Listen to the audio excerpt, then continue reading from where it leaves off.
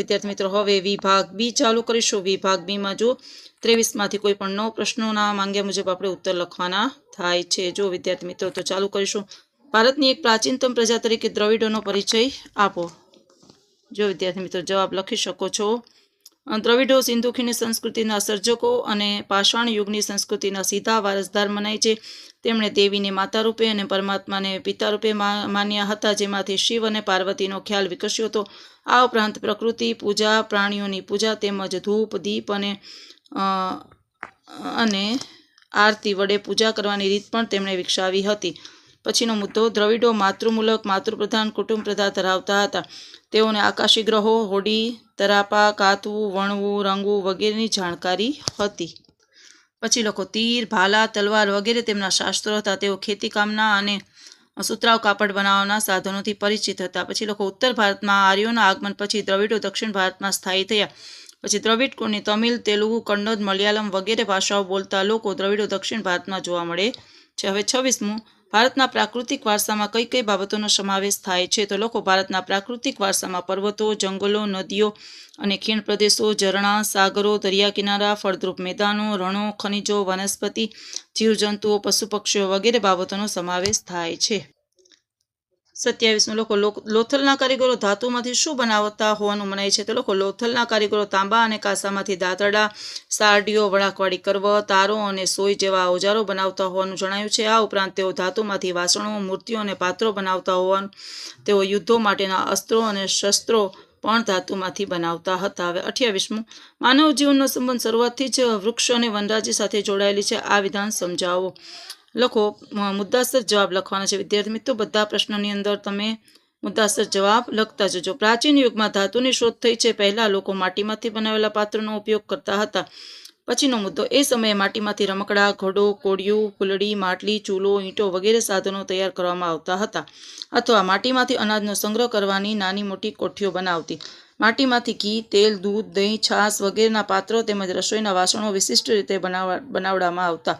ગામડાના બધા જ ઘરોની દિવાલો માટી અને છાણનું મિશ્રણ કરીને લીપવામાં આવતી। ભારત પ્રાચીન સમયથી કાચી અને પકવેલ માટી કાંસમાં ટેરાકોટાના વાસણો તેમજ વસ્તુઓ બનાવવા માટે જાણીતું છે। આ બાબતનો પરિચય આપણને તેલંગાણાના નાગાર્જુન કિંડા અને ગુજરાતના મહેસાણા જિલ્લાના લાંઘણજમાંથી મળી આવેલા હાથથી બનાવેલા માટીના વાસણોના જૂના અવશેષો પરથી મળે છે। કુંભારનો ચાકડો માટીકામ માટેનું પ્રાચીન ભારતનું પ્રથમ યંત્ર મનાય છે।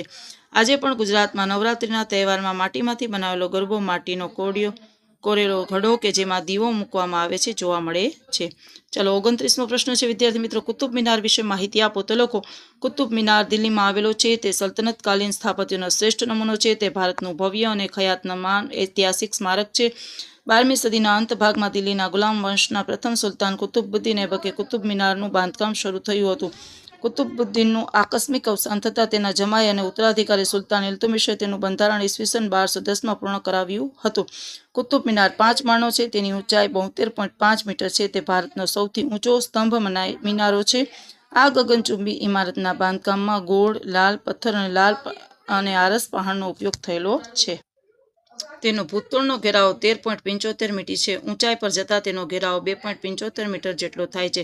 તેની પર કુરાનની આયતો કંડારવામાં આવી છે। કુતુબ મિનાર તેના રચના કૌશલ્યને લીધે વિશ્વના શ્રેષ્ઠ મિનારોમાં સ્થાન આપ્યો છે। હવે છે 29મો, અથવાનું પણ આપણે લખીએ। અજંતાની ગુફાઓ વિશે ટૂંકમાં માહિતી આપો। તો લખો, અજંતાની ગુફાઓ મહારાષ્ટ્રના ઔરંગાબાદ જિલ્લાના અજંતા ગામ પાસે વાઘેરા નદીના કાંઠે અર્ધગોળાકારે ઉભેલા સહદ્રાયી પર્વતના એક ભાગને કોતરીને ઘોડાની નાળ આકારે બનાવવામાં આવી છે। હાલમાં અજંતામાં 29 જેટલી ગુફાઓ ઉપલબ્ધ છે। ઈસવીસન 1819માં અંગ્રેજ કેપ્ટન જ્હોન સ્મિથે વિસરાઈ ગયેલી અજંતાની ગુફાઓને પુનઃ સંશોધિત કરી હતી।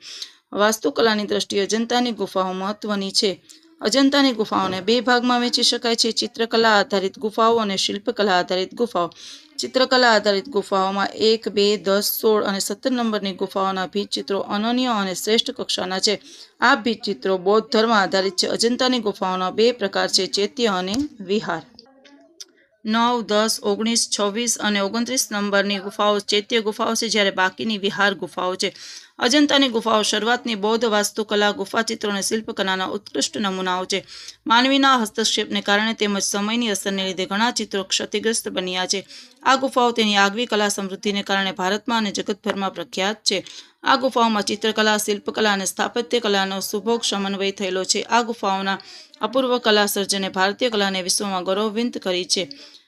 વિશેષ ચૈત્ય એટલે બૌદ્ધ સાધુઓનું પ્રાર્થના અને ઉપાસના માટેનું સ્થળ. વિહાર એટલે બૌદ્ધ મઠ, જ્યાં બૌદ્ધ ભિક્ષુઓ રહે છે અને અધ્યયન કરે છે. 30મો પ્રશ્ન છે, ઇલોરાની ગુફાઓ વિશે ટૂંકમાં માહિતી આપો. લખો. ઇલોરાની ગુફાઓની મુખ્ય વિશેષતાઓ નીચે પ્રમાણે છે. ઇલોરાની ગુફાઓનું નિર્માણ ઈસવીસન 600 થી ઈસવીસન 1000 દરમિયાન થયેલું છે. તે મહારાષ્ટ્ર રાજ્યના ઔરંગાબાદ પાસે આવેલી છે. ઇલોરાની કુલ 34 ગુફાઓ પૈકી 1 થી 12 ગુફાઓ બૌદ્ધ ધર્મની, 13 થી 29 ગુફાઓ હિન્દુ ધર્મની અને 30 થી 34 ગુફાઓ જૈન ધર્મની છે. હિન્દુ ધર્મની ગુફાઓનું નિર્માણ રાષ્ટ્રકૂટ વંશના રાજાઓના સમયમાં થયેલું છે. અહીં બૌદ્ધો, જૈનો અને હિન્દુઓના સાંસ્કૃતિક યુગને પ્રદર્શિત કરતી મૂર્તિઓ અને સ્તંભો છે. ઇલોરાની ગુફાઓ બૌદ્ધ, હિન્દુ અને જૈન ધર્મનું પવિત્ર સ્થાન બન્યું છે. ઇલોરા પરિસર તેના ઉત્કૃષ્ટ અને અદ્વિતીય કલા સર્જનથી અભયારણ્ય બન્યું છે. તે ભારતીય કલાનો અદ્ભુત વારસો છે. ઇલોરાની ગુફાઓનું મુખ્ય આકર્ષણ કૈલાસ મંદિર છે. તેની લંબાઈ 50 મીટર, પહોળાઈ 33 મીટર અને ઊંચાઈ 30 મીટર છે. તેને એક જ મોટા પથ્થરમાંથી કોતરીને બનાવવામાં આવ્યું છે. કૈલાસ મંદિર તેના દરવાજા, ઝરૂખા અને સુંદર સ્તંભોથી સુશોભિત છે. એ શોભા અવર્ણનીય છે. હવે છે 30મો પ્રશ્ન, અથવાનો બૃહદેશ્વરનો પરિચય આપો. લખો. બૃહદેશ્વર મંદિર તમિલનાડુ રાજ્યના તાંજોર જિલ્લામાં આવેલું છે. આ મંદિર ઈસવીસન 1003 થી 1010ના સમયગાળા દરમિયાન ચોલ વંશના રાજા રાજરાજ પ્રથમે બંધાવ્યું હતું. આ મંદિર રાજા રાજરાજ પ્રથમે બંધાવ્યું હોવાથી તેને રાજેશ્વર મંદિરના નામે પણ ઓળખવામાં આવે છે. આ મંદિર દેવાધિદેવ શિવનું છે. શિવ મહાદેવ ગણાતો હોવાથી આ મંદિરને બૃહદેશ્વરનું મંદિર કહે છે. આ મંદિરનું નિર્માણ દ્રવિડ સ્થાપત્ય શૈલીમાં થયેલું છે. આ મંદિર લંબાઈ 500 ફૂટ અને પહોળાઈ 250 ફૂટ છે. તેની આસપાસ કટી બનાવેલો છે. તેનું શિખર જમીનથી લગભગ 200 ફૂટ ઊંચું છે. તે સમયે બૃહદેશ્વર મંદિરની ગણના એક ઊંચા શિખરવાળા મંદિર તરીકે થતી હતી.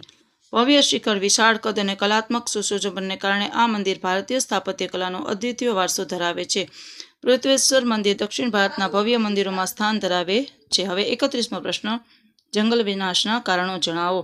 લખો. નિર્વિનીકરણ. જંગલોના વિનાશની અસરો નીચે પ્રમાણે છે. વાતાવરણમાં કાર્બન ડાયોક્સાઇડની માત્રામાં વધારો થયો છે. હરિત ગ્રહ પ્રભાવની ગ્રીનહાઉસ ઇફેક્ટની અસરો વધારે ઘેરી બની છે. માટીના ધોવાણથી ખેતીની ફળદ્રુપતા સમસ્યા વધી છે. દ્વિકલ્પીય ભારતના જંગલોમાં મોટા પાયા પર થયેલા જંગલોના વિનાશને કારણે જંગલનો વિસ્તાર ઘટ્યો છે. વૈશ્વિક તાપમાનમાં વધારો થયો છે.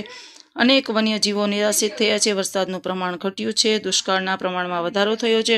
વન્યજીવો ખોરાક અને પાણીની શોધમાં માનવ વસવાટના વિસ્તારોમાં આવી ચડે છે. માંસાહારી વન્યજીવો દ્વારા જંગલની નજીકના ક્ષેત્રોમાં વસતા પશુપાલકોના પાલતુ પશુઓના મારણના બનાવો વધી રહ્યા છે.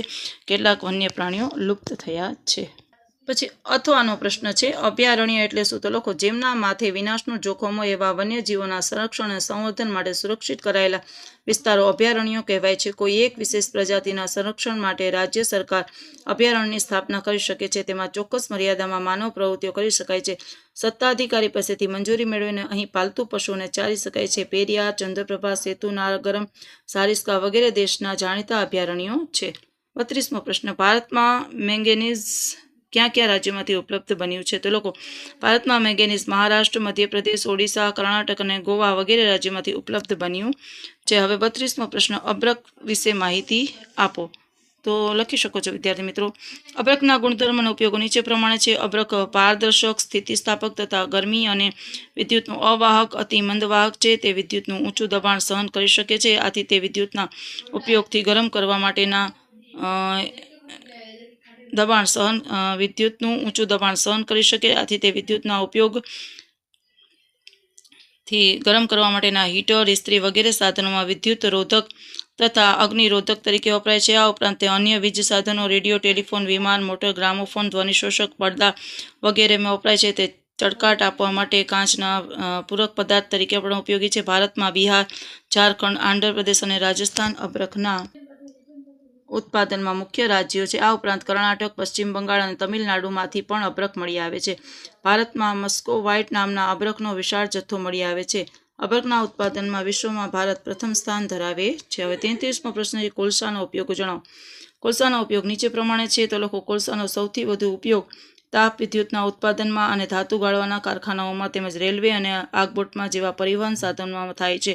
તે ઘરમાં રસોઈ કરવાના બળતણ તરીકે, કારખાનાઓમાં ઉર્જાના સ્ત્રોત તરીકે અને કેટલાક ઉદ્યોગોમાં કાચા માલ તરીકે વપરાય છે. તેમાંથી ડામર, એમોનિયા વાયુ, બેન્ઝોલ, એમોનિયા સલ્ફેટ અને ફૂડ ઓઇલ જેવી 8 પેદાશો મળે છે. અથવાનો પ્રશ્ન, ચૂનાના પથ્થરના ઉપયોગો જણાવો તો લખો ચૂનાના પથ્થરના ઉપયોગો નીચે પ્રમાણે છે. ચૂનાના પથ્થરનો ઉપયોગ મોટાભાગે સિમેન્ટ બનાવવાના અને મકાન બાંધકામમાં થાય છે. તે લોખંડને પીગાળવાની ભઠ્ઠીમાં તથા રાસાયણિક ઉદ્યોગોમાં પણ વપરાય છે. આ ઉપરાંત તે કાચ, કાગળ અને રંગ ઉદ્યોગોમાં, ખાંડના શુદ્ધિકરણમાં તથા ચૂનો, સોડા, એશ, સાબુ વગેરેના ઉત્પાદનમાં વપરાય છે. 34મો પ્રશ્ન, ગુજરાતમાં રાસાયણિક ખાતરના ઉદ્યોગો ક્યાં સ્થાપિત થયેલા છે તો લખો ગુજરાતમાં રાસાયણિક ખાતરના ઉદ્યોગો કલોલ, કંડલા, ભરૂચ, હજીરા, વડોદરા વગેરે સ્થળોએ સ્થાપિત થયેલા છે. અથવાનો પ્રશ્ન લખીએ, ગુજરાતના કાગળ ઉદ્યોગોના કેન્દ્રો જણાવો તો લખો ગુજરાતના કાગળ ઉદ્યોગના કેન્દ્રો અમદાવાદ, રાજકોટ, સુરત, વાપી, વલસાડ અને વડોદરા છે. 35મો પ્રશ્ન, ભારતના સિમેન્ટ ઉદ્યોગ વિશે ટૂંકમાં માહિતી આપો તો લખો વિવિધ પ્રકારના મકાનો, સડકો અને બંધો, ડેમ્સના નિર્માણ માટે સિમેન્ટ જરૂરી છે તો લખો સિમેન્ટના ઉત્પાદનમાં વિશ્વમાં ચીન પછી ભારતનો ક્રમ બીજા ક્રમે છે. વિશ્વના સિમેન્ટમાં કુલ ઉત્પાદનમાં 6% જેટલું સિમેન્ટનું ઉત્પાદન ભારતમાં થાય છે. સિમેન્ટ ઉદ્યોગ માટે ચૂના, પથ્થર, ચીરોડી, એલ્યુમિના એટલે કે બોક્સાઇડ અને ચીકણી માટી, સિલિકા જેવા વજનદાર અને મોટી જગ્યા રોકતા કાચા માલની જરૂર પડે છે. સિમેન્ટનું ઉત્પાદન પણ વજનમાં ભારે હોય છે. તેથી સિમેન્ટ ઉદ્યોગને કાચા માલના પ્રાપ્તિ સ્થાનમાંથી નજીક સ્થાપવામાં આવે છે. તેને કોલસો અને વીજળીની પણ જરૂર પડે છે. ગુજરાતમાં સિમેન્ટ ઉદ્યોગના નોંધપાત્ર વિકાસ થયો છે. પોરબંદર, દ્વારકા, સિક્કા, સેવાલિયા વગેરે સ્થળોએ સિમેન્ટના કારખાના આવેલા છે. હવે વિશેષમાં લખો ભારતમાં સિમેન્ટ ઉદ્યોગ બિહાર, મધ્યપ્રદેશ, રાજસ્થાન, આંધ્રપ્રદેશ, ગુજરાત, કર્ણાટક, તમિલનાડુ વગેરે રાજ્યોમાં વિકસ્યો છે. અથવાનો પ્રશ્ન લખીશું, ખાંડ અને ખાંડસરીના કારખાના ક્યાં સ્થાપ્યા છે, શા માટે લખો ભારતમાં ખાંડ અને ખાંડસરી બનાવવાના કારખાના ઉત્તર પ્રદેશ, મહારાષ્ટ્ર, તમિલનાડુ, કર્ણાટક, આંધ્રપ્રદેશ, ગુજરાત વગેરે રાજ્યોમાં સ્થપાયા છે. શેરડી વજનમાં ભારે છે અને બગડી જવાનો ગુણ ધરાવે છે. કપાયા પછી તે સુકાવા લાગે છે અને તેમાં સાકરનું પ્રમાણ ઘટવા લાગે છે. આથી કપાયાના 24 કલાકમાં તેનું પિલાણ કરવું જરૂરી બને છે. આ કારણે ખાંડના કારખાના શેરડી ઉત્પાદક ક્ષેત્રોમાં સ્થાપવામાં આવે છે. 36મું, લઘુમતીઓમાં કલ્યાણ અને વિકાસ માટે કઈ કઈ બંધારણીય જોગવાઈઓ કરવામાં આવી છે લખો ભારતના બંધારણે દેશની બધી જ લઘુમતીઓને બહુમતીઓના જેટલા અને જેવા જ હકો સમાન ધોરણે ભોગવવાનો અધિકાર આપ્યો છે.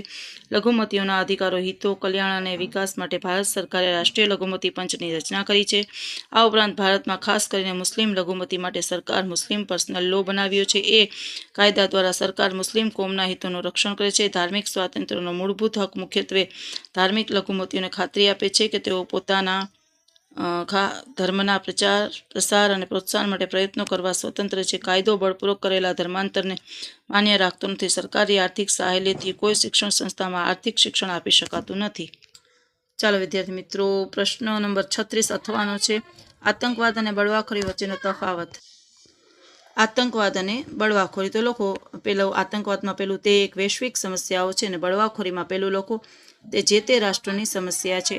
બીજો મુદ્દો તે આંતરરાષ્ટ્રીય વિસ્તાર ધરાવે છે, તે પોતાના અથવા અન્ય દેશોની વિરુદ્ધ હોય છે. તો સામે લખો તે પોતાની સરકારે વિરુદ્ધ એક પ્રાદેશિક સ્તરે વિકસેલી હોય છે. ત્રીજું, આતંકવાદને સ્થાનિક પ્રજાની સહકાર મળે કે ન મળે.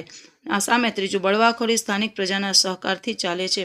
ચોથું, આતંકવાદથી પ્રભાવિત રાષ્ટ્રોનો વિકાસ અટકી જાય છે. તો ચોથામાં લખો બળવાખોરોથી પ્રભાવિત રાજ્યો કે પ્રદેશોનો વિકાસ અટકી જાય છે. પાંચમું લખો આતંકવાદ સાંપ્રદાયિક હિંસા કે ઘૃણા ફેલાવીને સમાજને વિભાજિત કરે છે. તો આમાં લખો બળવાખોર સંગઠનો લોકોને ડરાવી ધમકાવીને હત્યાનો આશરો લઈ ભયનું વાતાવરણ ઊભું કરે છે. 37મો પ્રશ્ન જોઈએ વિદ્યાર્થી મિત્રો, આતંકવાદ એક વૈશ્વિક સમસ્યા પર નોંધ લખો તો લખો 21મી સદીમાં આતંકવાદ માનવ સમાજ માટે એક જટિલ, વિકટ અને પડકારરૂપ પ્રશ્ન બન્યો છે. વિશ્વના કેટલાક દેશો દ્વારા ફેલાવવામાં આવતો આતંકવાદ આજે એક વૈશ્વિક સમસ્યા બને છે. તે માનવ અધિકારોનો હાસ કરે છે. થોડાક લોકો દ્વારા સંગઠિત, આયોજિત અને ઇરાદાપૂર્વક કરવામાં આવતું અનૈતિક તથા ભયજનક હિંસાત્મક કૃત્ય કરે છે. આતંકવાદીઓ હિંસક પ્રવૃત્તિઓ દ્વારા જે તે પ્રદેશમાં રક્તપાત, વિનાશ, ભય, અશાંતિ અને અરાજકતા ફેલાવે છે. આતંકવાદનો કોઈ ધર્મ કે સંપ્રદાય સાથે ફેલાવો છે. આતંકવાદને કોઈ ધર્મ કે સંપ્રદાય સાથે સંબંધ હોતો નથી. છતાં આતંકવાદીઓ આતંકવાદને ધર્મ સાથે જોડીને કાયરતાપૂર્વક ઘાતકી કૃત્યો કરે છે. તે કોઈપણ રાષ્ટ્રના વિકાસને અવરોધતું પરિબળ છે. આતંકવાદી હિંસક પ્રવૃત્તિઓનું પ્રકૃતિના સિદ્ધાંત, જીવો અને જીવાદોનું સરેઆમ ઉલ્લંઘન કરે છે. આતંકવાદ ફેલાવવા, આતંકવાદીઓ આત્મઘાતી હુમલા કરવા, બોમ્બ ફેંકવા, ઘાતક શસ્ત્રો સંતાડવા અને તેનો ઉપયોગ કરવો, વિમાનો હાઇજેક કરવા, વ્યક્તિઓનું અપહરણ કરવું અને અપહૃત વ્યક્તિઓને મારી નાખવા, માફિયા ટોળીઓ રચી માદક દ્રવ્યોની હેરાફેરી કરવી અને નાણાં પડાવવા વગેરે હિંસાત્મક પ્રવૃત્તિઓ કરે છે.